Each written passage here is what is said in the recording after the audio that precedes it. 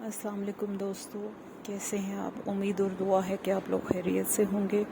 शुरू अल्लाह के नाम के साथ जो बहुत मेहरबान और नहायत रहम वाला है। आज मैं आपको हॉरर स्टोरीज़ में से दो नौजवान लड़के थे जिनके जो केबल का काम करते थे, उनकी स्टोरी शेयर करूंगी। ये मैंने कहीं से सुनी थी और मुझे अच्छी लगी तो मैंने सोचा आपके साथ शेयर कर दूं।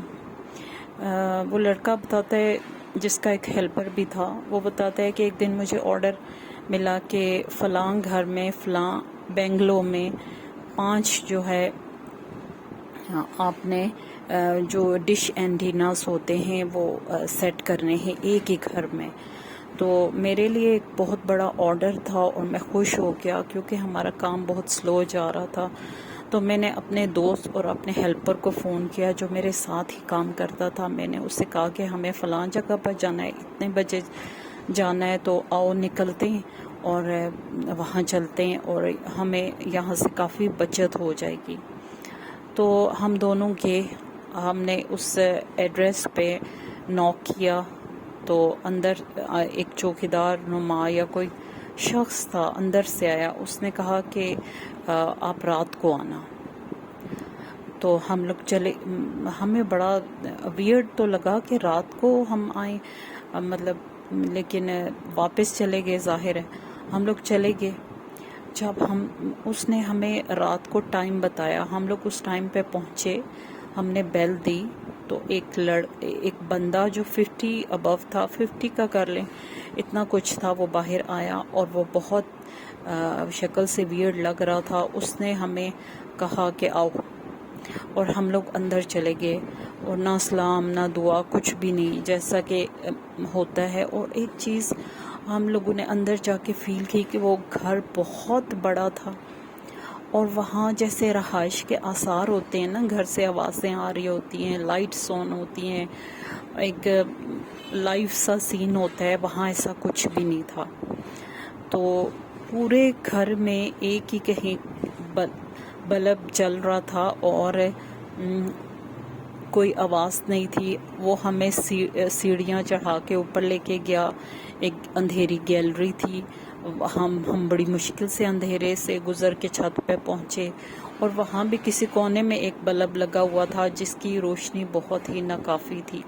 हमने अपने मोबाइल फ़ोन की टॉर्च ऑन कर ली तो हम इधर उधर, वो बंदा हमें छोड़ के चला गया। उसने हमें बता दिया ये चीज़ें, ये आपने काम करना है, यहाँ पॉइंट्स बता दिए कि यहाँ सेटल करना है। खैर वो चला गया। तो मैंने अपने दोस्त से कहा कि यार ये बहुत ही अजीब सा घर लग रहा है, यहाँ से कोई अच्छी वाइब्स नहीं आ रही। तो वो भी मेरी बात सुन के डर गया। कहता है कि तुम टॉर्च इधर उधर करो और देखो कि यहाँ क्या कुछ बिखरा पड़ा है। तो यार इन लोगों ने कभी छत की सफाई नहीं की। इस छत को देख के लगता है कि यहाँ की कभी सफाई हुई ही नहीं है। तो उसने भी टॉर्च अपनी इधर उधर मारी तो वहाँ इतनी ज़्यादा गोड़ियाँ थी, किसी की टांग नहीं थी, किसी के सर पे मेखें लगी हुई थी, किसी का सुई से मुंह बंद किया गया था और इस तरह की चीज़ें बिखरी हुई थी। और कोनों में जैसे कचरा इकट्ठा होता है वहाँ पड़ी थी। और हम लोग इतना, और किसी के जैसे माथे पे ना, जैसे हिंदुओं को सिंदूर वगैरह लगाते हैं, इस तरह की भी गुड़ियाँ थी। और तो मैंने अपने दोस्त से कहा यार ये तो सारा काले जादू का सामान है। किसी के ऊपर तार लिपटी हुई थी, किसी के ऊपर धागा लिपटा हुआ था, यानी कि अजीब तरह की वो लग रहा था। एक मैसी छत था पूरी तरह से।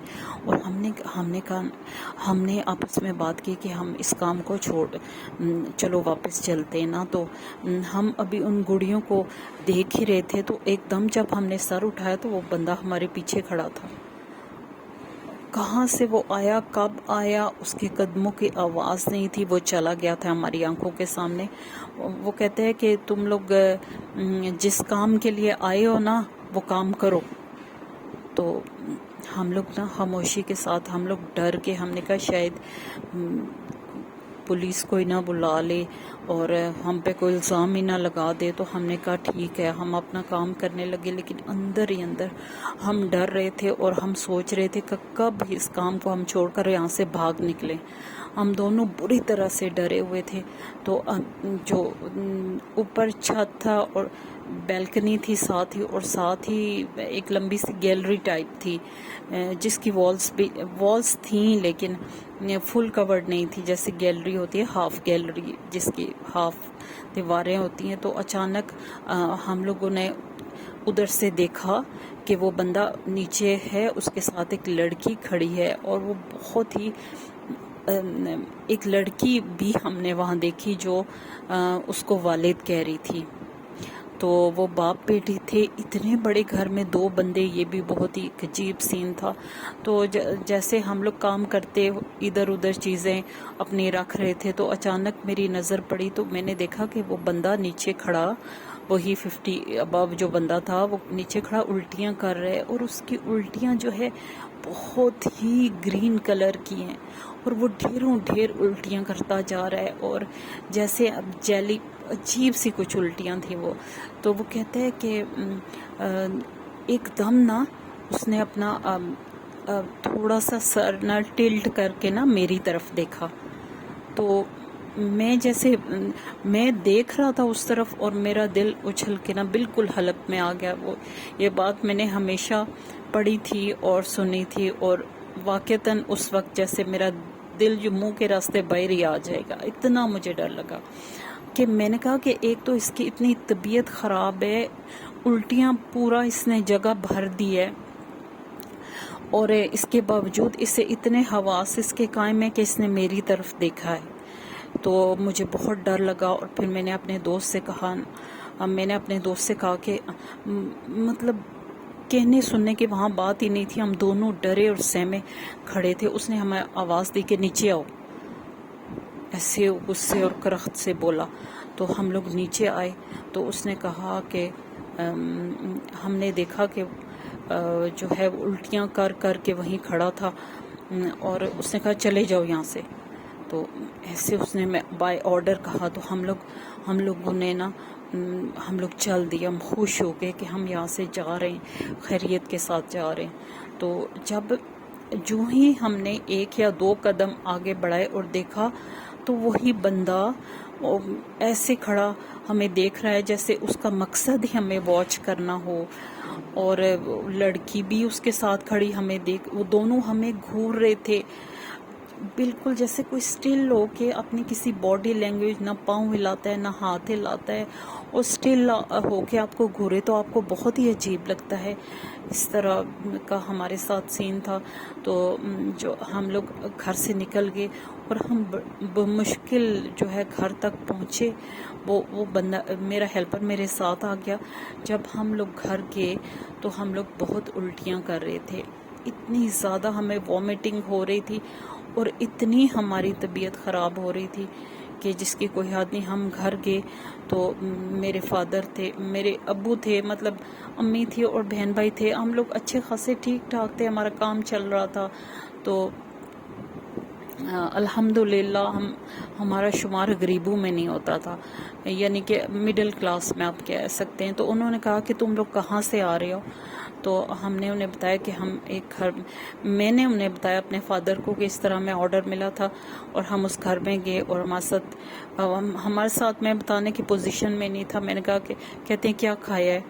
फिर उन्होंने हम पे शक किया। उन्होंने कहा आप लोगों ने कोई नशा वगैरह तो नहीं किया? तो हमने कहा कि नहीं, ऐसी कोई बात नहीं है।